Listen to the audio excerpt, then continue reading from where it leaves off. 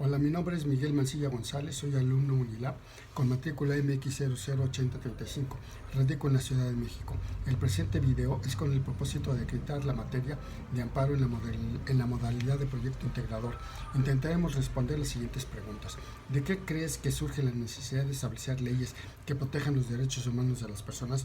¿De la necesidad de instrumentar medidas de control que protejan a los ciudadanos en contra de las injusticias y actos ventajosos de los gobernantes en turno?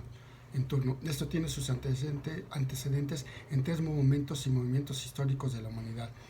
Por un lado, los movimientos revolucionarios contra las monarquías de los siglos XVII y XVIII, cuyo propósito es fundamentar el valor de la libertad.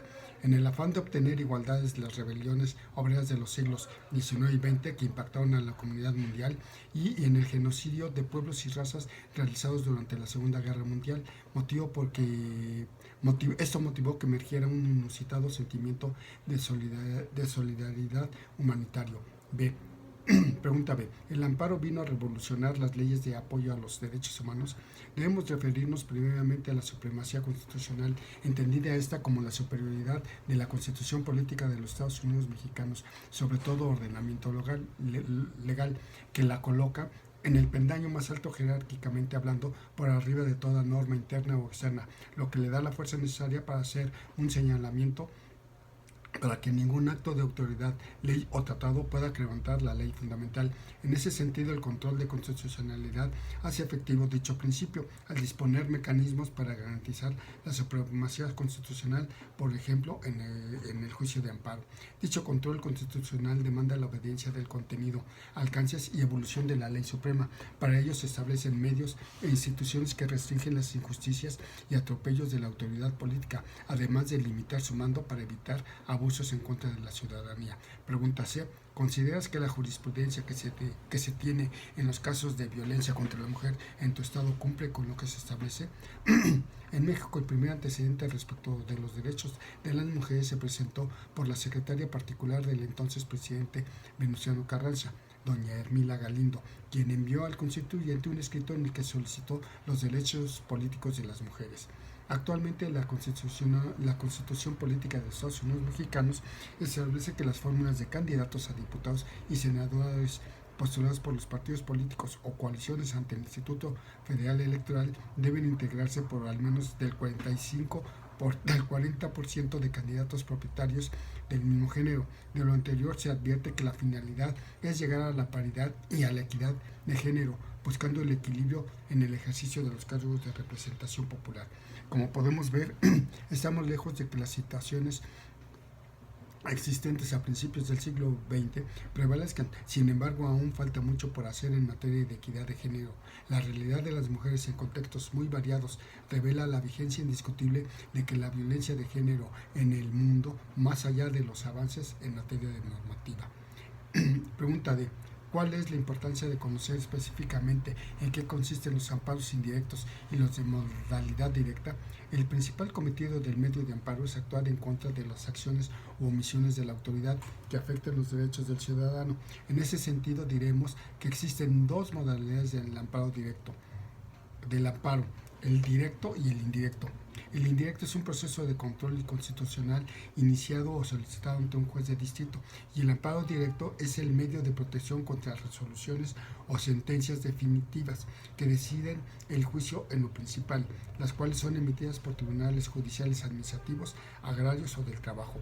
Ahora bien, respecto a cómo afectaría elegir correctamente la vía del amparo indirecto o directo, diremos que es de suma importancia, ya que podríamos estar ante una situación de improcedencia. Improcedente es que no procede, carece de oportunidad o no resulta conforme a derecho. El término improcedente se utiliza cuando es imposible resolver un asunto controvertido por circunstancias, causas o argumentos de la Constitución, la ley de amparo o la jurisprudencia. En otras palabras, cuando la autoridad no revisa el asunto en lo absoluto, al no ser de su competencia o no poseer jurisdicción en el mismo. Por lo tanto, la demanda es desechada desde el comienzo. La improcedencia provoca que la demanda sea desechada y desestimada. La tramitación de la improcedencia se hace de oficio. Al recibir el escrito de demanda, la autoridad verifica su procedencia o improcedencia sin necesidad de que las partes soliciten su revisión.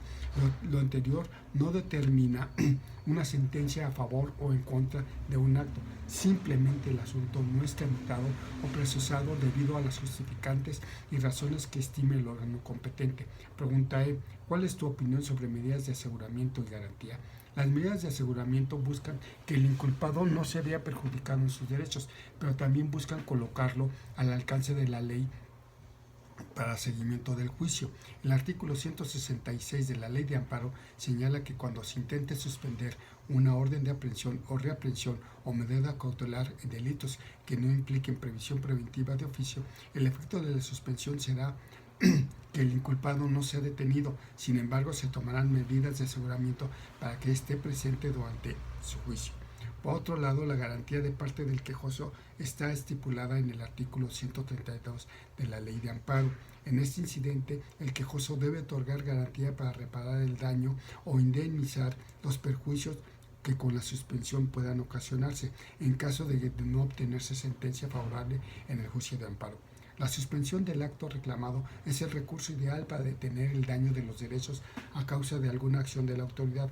La suspensión resulta un complemento de la demanda de amparo que imposibilita la continuación de un daño o permite la restitución de un derecho vulnerado.